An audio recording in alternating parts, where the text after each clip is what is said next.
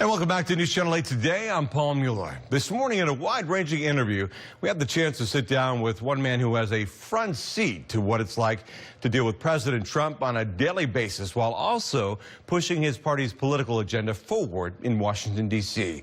In this week's Sunday One-on-One, we got Senator Marco Rubio's take on everything from what his views are as our greatest national security threat to what the future of health care could look like here in Florida. You know, it seems that every day we kind of have a different version of President Trump. At least some would say that. One night he might be talking about Afghanistan. The next he's railing against the media, maybe even, you know, people in your own party or your Republican colleagues. How are you able to deal with that on a daily basis? Well, I have a job. I mean, I'm not a political pundit. My job is to represent the people of Florida and to propose and push forward good ideas. So what we try to do is if the president is going to do something that we think is wrong, we try to interact with the White House and change their mind. If he does something that's right, we're going to support it. And if he does something that's wrong, we're going to try to stop it and criticize it. And I, quite frankly, I've told that to the president personally. I said, this is what I view my role as. We'll agree on a lot of issues. I think we've had a positive impact on him and on the administration. And they've been willing, by the way, on issues like Cuba, on issues like Venezuela. We're working together with them on the child tax credit increase and as part of tax reform. And then there's some issues, obviously, where maybe on foreign policy here or there we may have some disagreements about prioritizing human rights or the like. So it's what I campaigned on, and that's what I'm trying to do. And I'll support him when he's right, I'll oppose him when he's wrong, and I'll try to convince him the right thing when I think he's wrong when I can. How difficult is that to say, Mr. President, to talk to him like that? Do you find that to be a big challenge? Well, I mean, again, I work with the president, but I don't work for the president. Right. I'm a senator. I'm not an employee of the West Wing. And the other is I got to know him, obviously, over the last couple of years as a competitor. And so perhaps we have a respectful discourse that maybe some other people that haven't gotten to know him don't have. I certainly think that getting to know him and his family over the last couple of years, first as competitors and now as two people serving at the federal level, him, of course, at the highest level, has been helpful in that regard. But I have found that he is open to honesty and straightforwardness, and he's willing to listen. The next big challenge for Congress, the debt ceiling and avoiding government shutdown,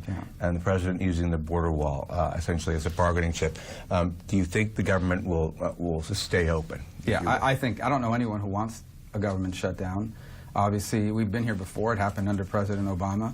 The president's not a politician. He comes from the world of business. In the world of business, the way you negotiate a position is you try to take an extreme position and negotiate towards an agreement, but you don't start out where you want to end up. And I think he's tried to apply some of those thoughts to the way that the way he conducts himself as president. Sometimes that works well. It's certainly unorthodox from what we've seen in the past. The flip side of it, too, is, though the president campaigned on that promise, I mean, he repeatedly said if he elected president, he was going to build a wall. And he was elected. So he is pledging to keep a campaign commitment, which is what you're supposed to do. And whether you agree with it or not, I happen to believe that this nation, in fact, does need to build a physical barrier in key sections of the border, along with other measures. Do you believe that wall will be built eventually? Well, the law says it has to. It's already the law. The Congress just hasn't funded it. But I certainly believe that a physical barrier, a wall, in key sections of the border where people are is a key component of it. You know who else agrees with me? All those Democrats that in 2014 voted for the Senate immigration bill. With all of its controversy, or in 2013, it called for construction on the wall. It called for more employees to patrol the border. I then asked Senator Rubio about a possible reboot of health care reform. There will have to be, because the system that's there now doesn't work. It's important to explain to people, when we're debating repeal and replace, there's 5 components to the healthcare system in America: the VA, Medicare, Medicaid, the individual market, and insurance that you get through your job. Obamacare repeal has nothing to do with the insurance from your job, very little to do with that, nothing to do with Medicare, and nothing to do with the VA. What we are debating are reforms to Medicaid and to the individual market. On the Medicaid side, the Senate bill that went down by 1 vote would have increased the amount of money Florida would have gotten. I just visited Tampa General, and their own people are telling me that if that bill had passed, Florida's Medicaid program would have gotten more money than it's getting now, not less. That would have been good for Florida.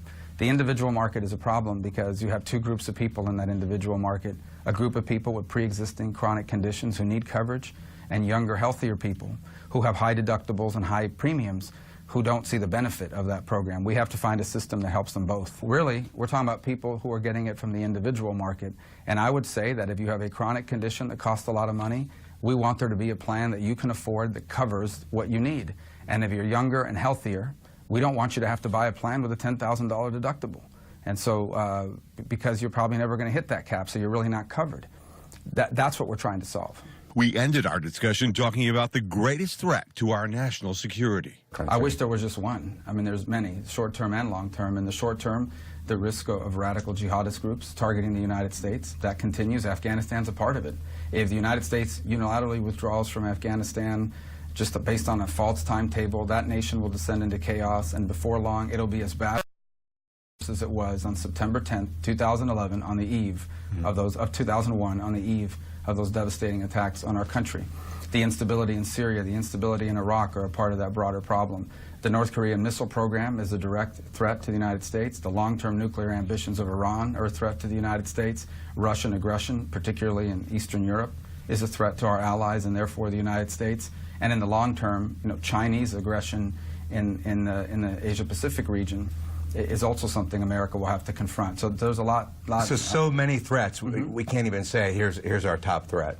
Well, they're all different, and they all have different timelines, but they're all significant. Yeah, I mean, we've got to be able to walk and chew gum at the same time. I mean, this is a very different time in history. The Cold War was dangerous, but simpler. This is much more complex, and the threats are very different. I mean, we face the threats of non-governments, terrorist groups that don't have a capital city and don't have a president, but they're dangerous, and they can attack us simply by inspiring attacks like what we saw with those radicals who conducted the attacks in Barcelona a week ago. And that was our Sunday one-on-one with Senator Marco Rubio.